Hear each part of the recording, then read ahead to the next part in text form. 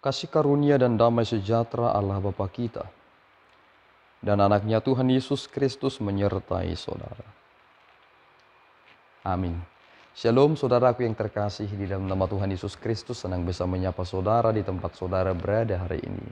Dalam dimensi yang berbeda tetapi dalam dunia yang sama. Sebagai insan yang diciptakan untuk Tuhan, sebelum melakukan rangkaian aktivitas kita pada hari ini, marilah kita mengawalinya dengan mendengarkan firman Tuhan. Shalom, ayat renungan kita pada hari ini tertulis pada Matius 7 ayat 8 yang berbunyi, karena setiap orang yang meminta menerima, dan setiap orang yang mencari mendapat, dan setiap orang yang mengetuk baginya pintu dibukakan. Demikianlah pembacaan firman Tuhan. Saudaraku yang terkasih, di dalam nama Tuhan Yesus Kristus, apa yang kita dengarkan hari ini adalah perihal tentang hal pengabulan doa. Ketika saudara berdoa kepada Tuhan, banyak permintaan dan permohonan yang kita panjatkan kepadanya. Dan ada juga orang yang ketika ia sudah berdoa kepada Tuhan, ragu dengan isi doanya. Dan ia berkata, mungkin Tuhan tidak menerima doaku karena aku berdoa dengan salah. Saudaraku, ketika kita mendengarkan apa yang disampaikan oleh Yesus Kristus, bahwasanya Allah kita itu adalah Allah yang baik. Dan bahkan Yesus Kristus membuat suatu perbandingan antara manusia dengan Allah.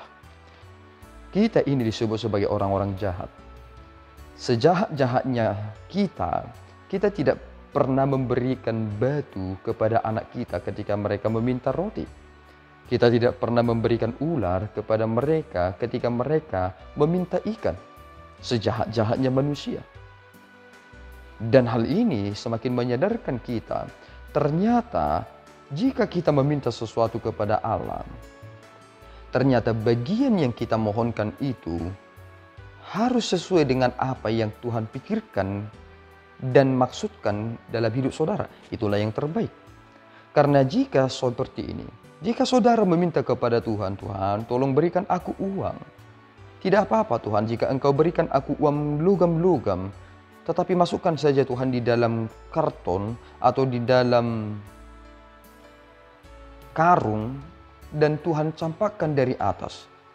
Jika seandainya Tuhan langsung mengiyakan dua saudara, Tuhan masukkan logam-logam ke dalam karung itu sebanyak 2 miliar dan kemudian diikatkan baru dijatuhkan persis di atas kepala saudara, bukankah saudara akan mati?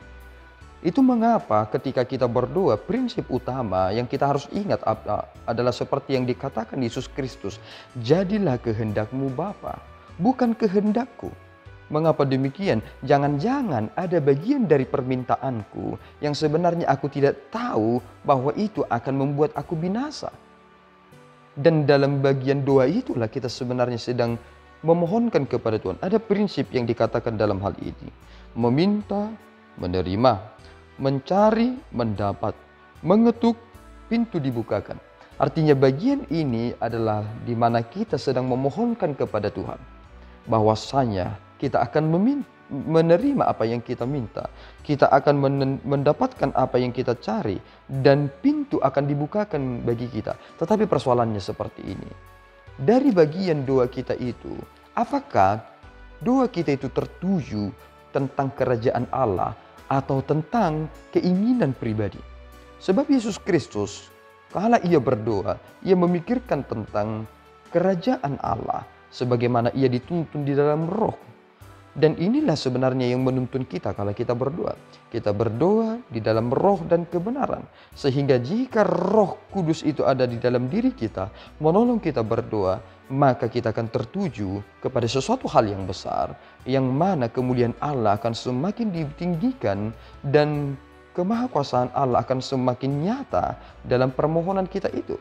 Tetapi persoalannya adalah kita hanya mendasarkan doa kita hanya kepada sesuatu hal seperti yang dikatakan dalam Matius 6 ayat 3 di dalam Matius pasal yang ke-6 itu.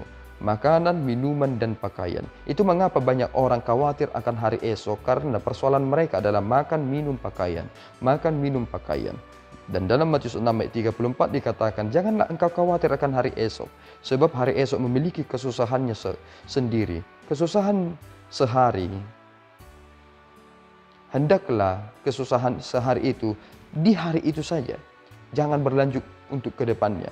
Mengapa demikian? Karena orang yang tidak mengenal Tuhan sekalipun memikirkan hal yang demikian. Tetapi apakah ada tingkatan yang lebih tinggi yang kita perlu pikirkan kalau kita berdoa kepada Tuhan, memohonkan apa yang kita minta kepadanya. Oleh karena itu saudaraku yang terkasih, Allah kita itu adalah Allah yang baik. Ia akan memberikan kepada saudara melebihi dari apa yang saudara pikirkan. Karena Tuhan menginginkan yang terbaik kepada saudara, bukan hanya sesuatu yang baik. Kiranya Tuhan memberkati, kita berdoa. Ya Tuhan, kami bersyukur atas berkat-Mu. Terima kasih Bapa atas anugerah dan tuntunan yang Tuhan nyatakan kepada kami. Kami akan menerima dari apa yang kami mohonkan kepadamu. Karena Engkau adalah Allah yang baik, yang tahu apa yang kami butuhkan dan apa yang sangat-sangat penting bagi kami. Terima kasih Tuhan, Engkau telah memberikan kami sumber keselamatan, yakni Kristus. Karena itu adalah hal yang kami mohonkan sejak dulu, karena kami tidak mampu menciptakan keselamatan kami. Pelihara kami Bapa untuk terus mengimani setiap rencana yang akan Tuhan rancangkan dalam hidup kami. Sebab tidak ada rencana Tuhan yang gagal. Terpuji nama-Mu, di dalam Yesus kami telah berdoa dan mengucap syukur. Anugerah Tuhan kita Yesus Kristus, kasih setia Allah Bapa, dan persekutuan Roh Kudus menyertai saudara. Amin. Tuhan Yesus memberkati.